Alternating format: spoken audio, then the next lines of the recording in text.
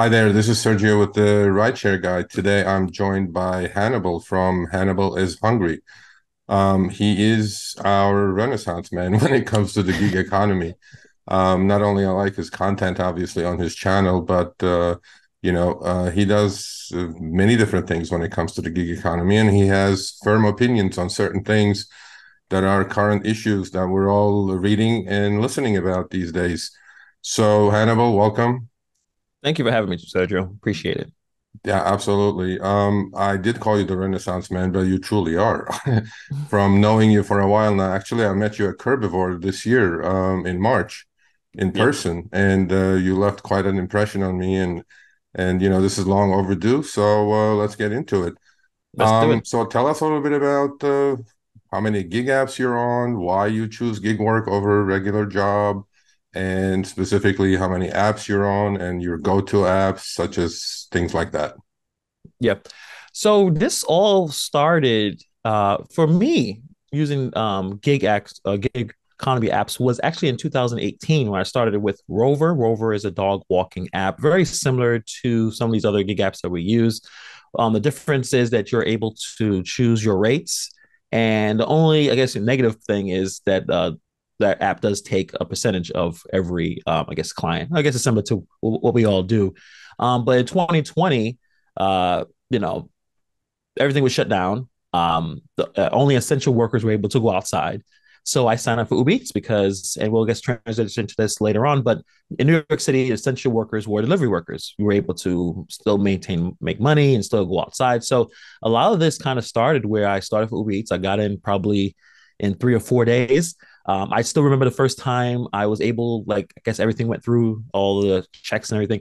It started probably July at 12:30 in the morning. I was so bored. As soon as I was able to go out and deliver food, I went out and deliver food at 12:30 in the morning, not really knowing what orders to take. But then from there on, I went on to YouTube, saw a lot of content creators talking about it. And I guess I wanted to share my experiences, mostly because I'm in New York City's locked down. I'm bored.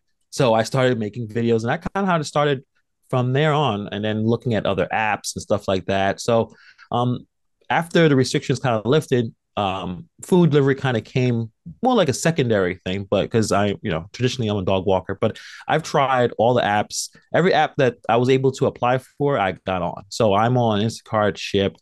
I've done a little bit of everything just to see what works, what doesn't work in my market of Brooklyn, particularly. And so I have a fair idea of what's working, what doesn't, at least for me, especially working, driving a car. It's a little different when you have to worry about traffic. Time is the most important metric compared to, yeah, miles, obviously, but everything is not that, miles are pretty low here. It's how long am I going to sit in this traffic to deliver this food or deliver the groceries. So that's how my channel kind of came together, just talking about my experiences and some perspectives on the certain apps that we have. Yeah, so I urge everybody to go check him out at Hannibal Hungry on YouTube. So this dog walking thing. Let's talk a little bit about a couple more minutes about this. Sure. Obviously, you're getting good exercise, so it's killing two birds with one stone, right? And then I always Yes. wondered, right, in a city like New York, obviously you're going to be in demand because a lot of people have dogs, live in high rises. They don't have the time to, do that.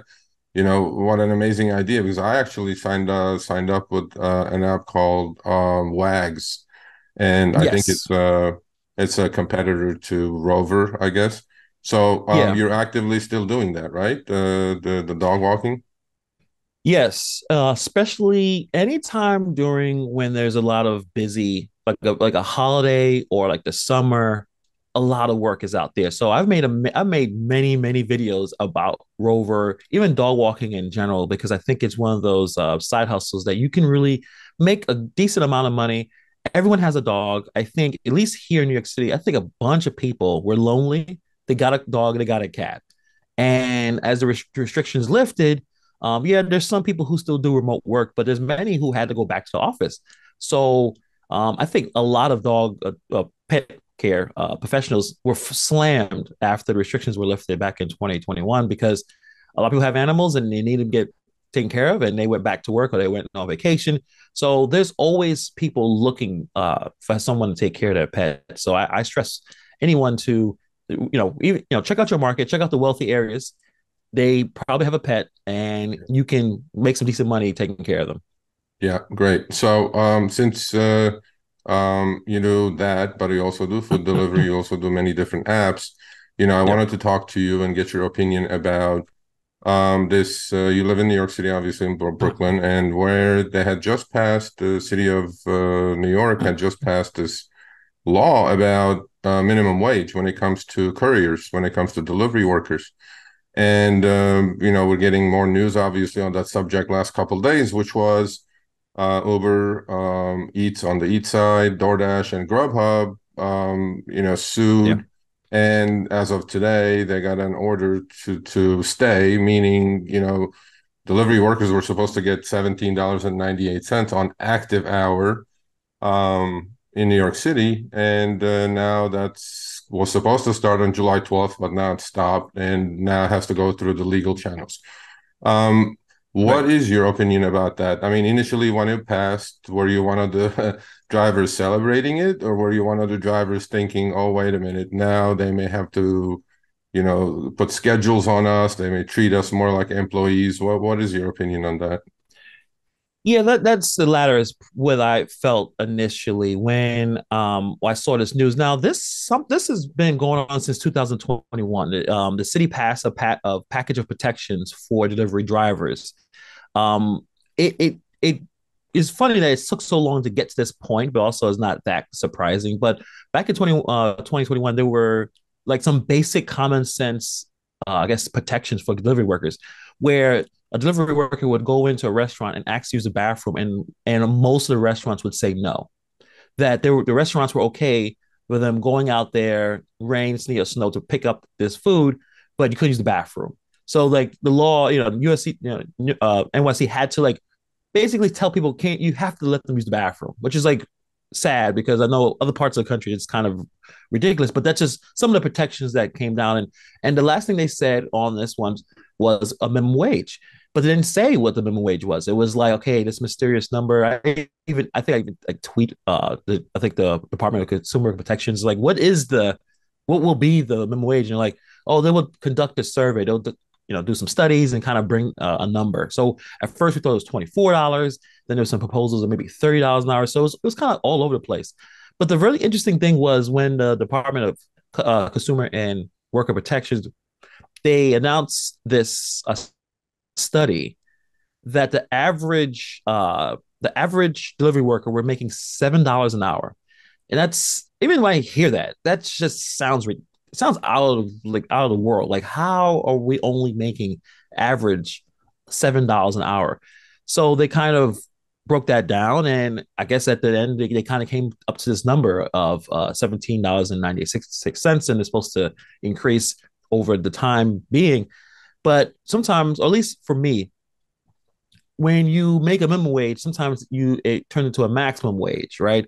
So if it's 17, $18 an hour, is it possible that that is basically all I'm going to make now compared to some days where you're able to make 25, $30 an hour? So I think for people who are struggling, the people who are doing this and making $7 an hour, which I still think I can't believe someone is only making that much money. They will receive the pay bump and actually enjoy it. But to those who probably check out your content, check out a lot of other gig tubers and learning how to do it properly, knowing your worth, taking the best offers, they may see a haircut in their earnings potentially because it may be less orders. Obviously, this is what DoorDash, this is what Grubhub and Uber Eats are saying. We're going to have to make this more expensive, and like you said earlier, they're going to be more control on Yeah. what you do when you turn on these apps. So, I do look at it as a negative initially right off the rip because I'm thinking, man, this has more control, more deactivations possibly coming down the pike, and yeah, your ability to do it the way you want to do it and out there may be hampered a bit. Yeah, I mean, I agree with you that one thing that when you are asking for more money in anything, right, you're going to also have to relinquish more control. Yep. Um, and this happened on the rideshare side a couple of years ago when the TLC came out with the minimum wage rules.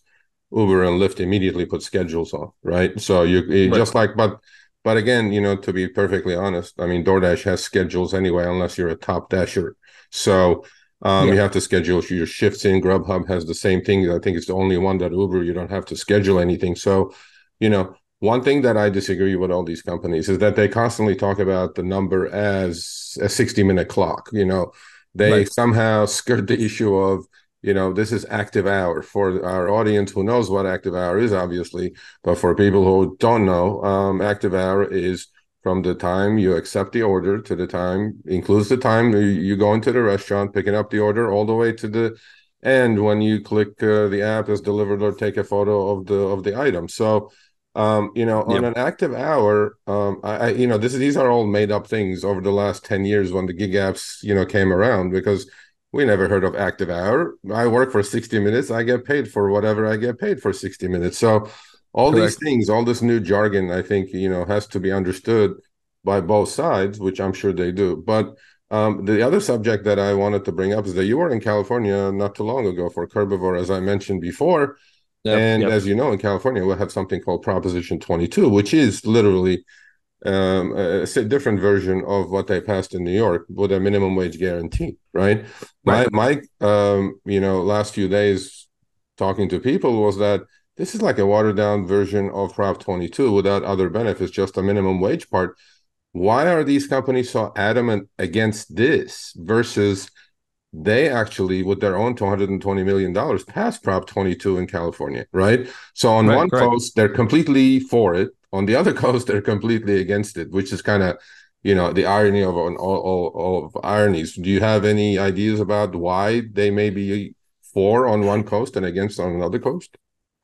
I think maybe times have changed their opinions where they maybe been stuck with Prop 22. I mean, obviously they're the ones who pushed this out, obviously. I'm just wondering it's possible that they don't want this minimum wage to be gone around other parts of the country. They're just looking to they're looking at their math and they're realizing the amount of money they be potentially be losing. But it is interesting because New York City and delivery workers, a lot of them are not people in cars. They, especially if you're in Manhattan. I have not delivered food in Manhattan. I delivered some groceries. That was a big mistake. Traffic is god awful. You're going to get a ticket if you leave your car more than 5 minutes. Yeah, To do it well, or at least to do it efficiently as a food delivery worker, you need to have a bike, an e-bike or e-scooter. I mean, there's a content creator out there doing deliveries in New York City. He has a one wheel. yeah, Yeah, so it's like you need that to weave yourself in and out of traffic. Having a car, you should do more catering, grocery delivery, delivering like parts, like stuff that you can put in a car, because that kind of puts you away from competing with the bike delivery people. So I am interested in why they're worried about this, because for the most part, the app, people on the bikes and scooters, they spend probably less money on maintenance. Should they make around that kind of money, 17, 20, $25 an hour? I think they should. So I just think that it's possible they're looking at the numbers. They're trying, like I said, trying to get that profitability going. They're like, this is probably not going to be a good idea. And they're just trying to hold on to as much money as possible. And then I guess they just maybe threw the white flag in California, but if it happens in California, sometimes it's going to happen in New York. I mean, the big both coasts are here, and yeah, it's very expensive to live in New York City. It's very yeah, expensive to live.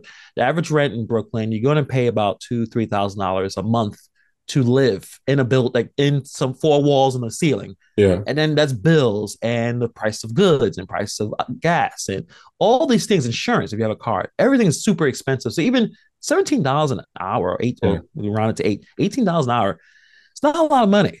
You know yeah, what I mean? Like, I don't know if I had to do this, and it's like this, all you can make is $18 an hour. I don't know if that would be sound. It would have yeah. to be more money. So it is a little confusing on both ends. Yeah, I mean, $18 an hour again on active time, right? We need to keep Right, right, mentioning right, that right. because it's Yeah. not 18. It's not like you're sitting there and collecting $18 an hour. You're No, no, actually no. working, and if you, let's say, only work half the hour, that's not 18. That's more like, eight and a half, or it's nine and a half. So, staying on the same subject, as on the delivery side. On our Good. channel, we interviewed Tony Shu, who is the CEO of DoorDash, last week, actually. And so I know you watched the video. I know pretty much everybody who's interested in the subject should watch the video because, it's not easy to get these CEOs on for a one-on-one sit-down interviews, right? Um, Absolutely. Yeah. and we obviously watched it, and we did our breakdown last Wednesday on Money Hungry with Zach and Kim, and in fact, I role played. I played the role of Tony Shu, and they were dumbfounded. They weren't expecting it, and I was just played the corporate role for like 20 minutes, right? And then all the viewers were confused because what happened to Sergio? Sergio must have changed or something happened. I remember that. Yeah. But anyway, so I know you, I know you watched it, and what was your opinion of the interview in general, Yeah. and what do you think this so-called all new bells and whistles that they introduced by EBT, EBT meaning earned by time, or Yeah. EBO earned by order? So to me, there was nothing new in there, but I wanted to get your opinion about that, the overall impression of the interview itself, but then also the particular of the specifics that Tony Shu was talking about. Yeah. Definitely the conversation dwelled into like the company's initiatives to improve the conditions and the experience. I think that's what Tony was really trying to emphasize when he was speaking. It's interesting. He's definitely getting better at these conversations compared to when he used to do it a couple of years ago. I mean, obviously, DoorDash is turning 10 years old. So he's able to articulate and able to explain and, like I said, the corporate speak, the political talk. At the same time, he's addressing some of the issues. I don't think he necessarily uh, avoided any of the questions. He was able to explain, at least he's able to acknowledge the issues that's happening with the DoorDash drivers. And he's looking at, I guess the micro and the macro issues. I mean, for any of these gig app CEOs, they have to make several people happy. They got to make the customers happy, the merchants happy, and obviously the drivers, people who are doing the work. It's like three wives or three girlfriends. You got to keep all happy. They're all gonna get mad at you if you do this right, this wrong. Are you making this one more I guess benefits than the other? So like he has to at least try to make everyone happy. And so he did explain a lot of things about some of the issues that's going on with the drivers. Obviously the earnings, the flexibility, oversaturation. Obviously the customer supports, the safety. So he did talk about these things Yeah, and had something to say about them, acknowledge that there are issues. Obviously, the tipping situation as well. Um, but he didn't really bring any detailed answers or solutions to any of these issues. yeah, You kind of just see, you like, yeah, acknowledge, yeah, tip is, tipping culture is, yes, it is what it is here. Okay, well, then what are we gonna do about it? You're like, well, it is what it is, kind of thing. yeah, It didn't really provide a lot of solutions on these really, interest, these concerns. These are big concerns for drivers. yeah, And I don't, be honest, he may not even have necessarily an answer for it. I mean, right now he's saying more flexibility. There's more options. You get earned by time, earned by order. You can, these certain programs you can get in yourself into. But at the same time, I don't know if he actually addressed any potential solutions yeah. or a way to make this better for us drivers. Yeah, I mean, I agree with you 100% because, look, as much as we bash these companies, justifiably so in certain cases, Yes. look, they have the diametrically opposite opinion of what we're trying to do. We're trying to make the most amount of money. They are trying to turn profitable after a decade, right? And in Yep. Yep. order Yep. to do that in a three-sided marketplace, right, you have to charge as much as you can, which they've been doing since 2019. They've been increasing service fees, delivery fees, all these fees are going up on the consumer. Right. And they have to, but there's elasticity. They have to be careful about what they're doing because they could kill demand, right? And then they Right. have to pay as little as possible. And then we know DoorDash orders are down to $2 on, base fare minimum orders. And to me, Yep. I think that cannot be lowered. And it looks like they may not be able to raise too much and they may not be able to get a bigger cut from the restaurant. So I get their point of view. I mean, look, you're running a multi-billion-dollar corporation. Your idea, you have your shareholders, and you have to, like you said, you have to make three wives happy, and it's not an easy thing to do, right? No, Um, not one, even having one happy. yeah, It takes one some is tough. effort. Yeah, let alone three, right? Yeah, I agree 100%. But sticking with that, with the issue. I mean, I personally I do deliveries myself, and besides rideshare and other things, but I have now done maybe 1,150 deliveries, right? Which is nothing compared to some veterans, but you don't have to do too many to get the idea of what's going on. And Right. I call it doing deliveries these days is basically working for tips, to be honest with you. I mean, rideshare is Absolutely. a little different. And my, concern, like my other question to you would be, there's this tipping culture in this country that's, I heard many views about it or listened to it is they call it tipflation, right? Instead of inflation, it's tipflation. Every tips are Right, has right. to go higher. By higher tips, driver pay has to get subsidized, which I think turning the consumer off to not tipping at all actually now, right? Or Yeah. there is something called tip fatigue now, or tip creep, where everywhere you go there's a tablet shoved in your face, or what's my tip? Well, I'm picking up my coffee. Why am I supposed to tip you here, right? I get Yeah. it. But what is your opinion about that? About this tip fatigue that the consumer is facing? Because I get the consumer side. I order food and I tip obviously, but when I look at my service fee, delivery fee, all this fee, that fee, my burrito is costing me $30. Yeah. You know what I mean? So to me, it's like, as a consumer, why should the consumer be forced almost to subsidize driver earnings by tipping? Yeah, that's a great point, Sergio. I think a lot of us delivery drivers, we like you said, the three, they got the customers, you got the merchants, you got the drivers. Sometimes we get stuck in our own little bubble, like our own little tribe. But I encourage anyone, just you're hanging out with a group of friends that don't do delivery work, or you get you with your family, you're hanging out. Ask them about tipping. Ask them about some of the apps, or ask them about the experiences. I think most people are tired. The tip fatigue has happened. I think it's just so many increased opportunities to tip because of digital payment methods. Everyone has a tablet. Like you said, going into places where you didn't expect to tip, now they'll spin that tablet around your face, and Yeah, there's some social pressures to yeah, tip and not tip on times where you didn't have to, like a coffee shop or like say even the delivery apps. Pre-tipping is still something that many people do not understand or appreciate or like. yeah, Whereas, like, why am I tipping you before the service came in?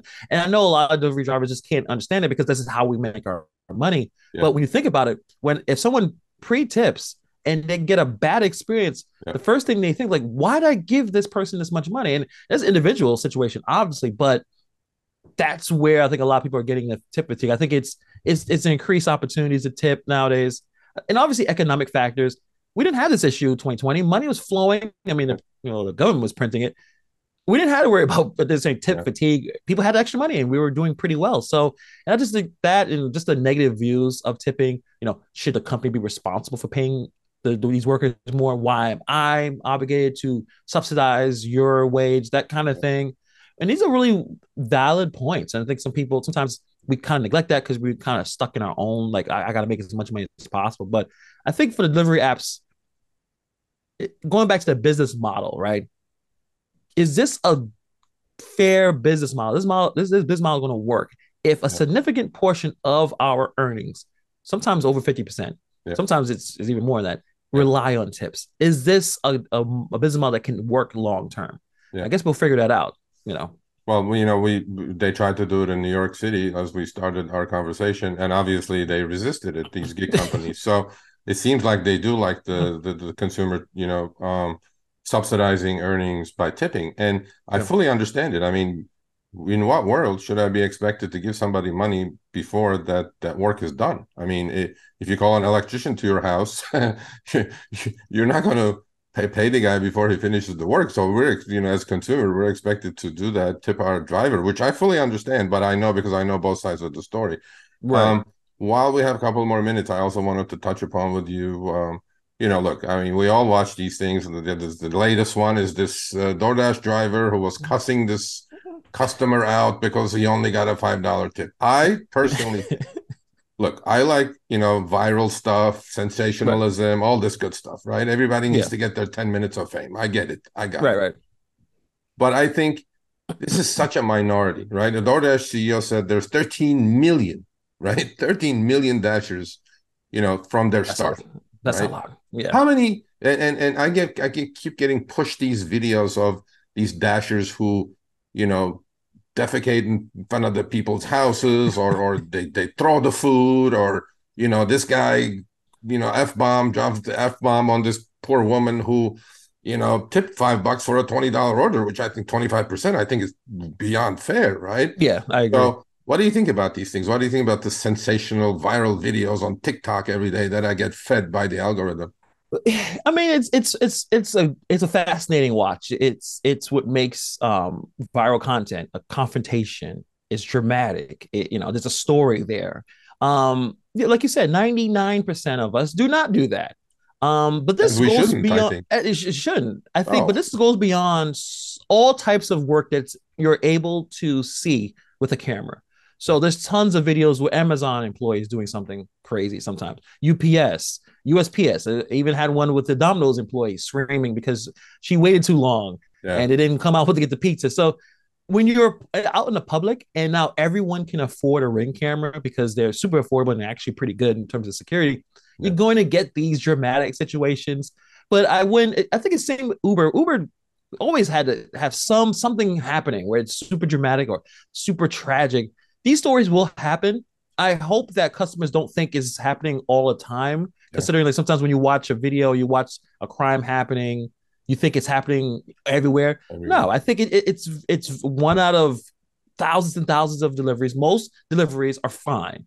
Yeah, They're okay. You get the customer service you need. But yeah, you're going to see these things because they're filmed. And I think a lot of people who come into this gig work, I don't know, they come in with some expectations of yeah, making, like with the guy that got upset about the $5 tip. yeah, So you roll up to a big house with nice cars in a driveway, you expect more money. yeah. Why? But that's just something that's an individual situation. But I think a lot of it, a lot of viral stuff, it's one out of a million. It's something to talk about if it's actually a back and forth where a conversation may come out of it. But I think for the most part, you're just watching a really fascinating story. Yeah, I agree with you. And at that, I always say with scale comes problems. And these companies have such massive scale, Yeah. 500 million orders in a quarter. I mean, of course, things are going to go wrong, but I think these TikTokers or YouTubers that put these videos out, I think they're doing the rest of good delivery, drivers an injustice. I mean, Yeah. as you said, 99.9% probably goes well. And at that scale, I'm actually shocked that things even work out at that scale, to be perfectly honest with you. Yeah, Sometimes I think definitely. of the numbers, it's crazy, right? Yeah. So we have like a minute or two left, and Sure. I hit on everything I wanted to discuss with you, but I'll give you the closing couple of minutes. You can talk about anything you like. Well, I going back since I'm able to have you for a few minutes in terms of the business model, right? Like a significant portion of our drivers' take home pay is coming from tips. What do you think in terms of that pay structure, right? And obviously DoorDash is trying to change the pay structure. They have some pilot programs out there. It's kind of it's interesting to for us who do it full time. Like I talk to many drivers who are doing it full time. The fluctuation in tips, you're relying on tips. Obviously the costs and the challenges of dealing with that. I think going back to what you're saying about some of the viral videos of some drivers getting a little overwhelmed, Yeah, where your earnings are going up and down and there's no consistency. I think that's why people are telling their representatives to push legislation that they think is going to do well, yeah, but then it turns out it bites them in the ass. I think that's where we are. And not all of us watch YouTube. We're not all on YouTube. So yeah. there's more drivers out there who are just on their own and hanging out with their friends. Like, hey, I should be making more than this. Why Monday I'm making $60 and then like Tuesday I'm making $200? Yeah. I'd rather have something more sustainable. And I think that's why they're going to these legislators and coming up with bills that, again, it may not go in our favor, but that's what's happening. And it looks like it's going to continue to happen as the economic, I guess, situation gets a little worse compared to what it was in 2020. I think it'll never be this way it was in 2020. Money was just flying out of the sky, Yeah. and all these videos are telling us you can make $1,500 a week, you can make $2,000 a week, Yeah. and now you probably can't. Yeah. I But think yeah, it's yeah, probably back to normal. It's probably what it should be expected going forward as well. So yeah. I appreciate you spending this time with me. I thank you so much. Thank you. And again, Hannibal is Hungry is his channel on YouTube. Please go check him out. Great stuff on there. And I'll be seeing you shortly in Denver, I guess, Yep. right? In a couple, 3 weeks for the gig Yeah. conference. And again, much appreciated. Thank you for your time. And when you Thank do you. drive or walk your dogs, please be safe out there. Definitely. Most definitely. Thank you.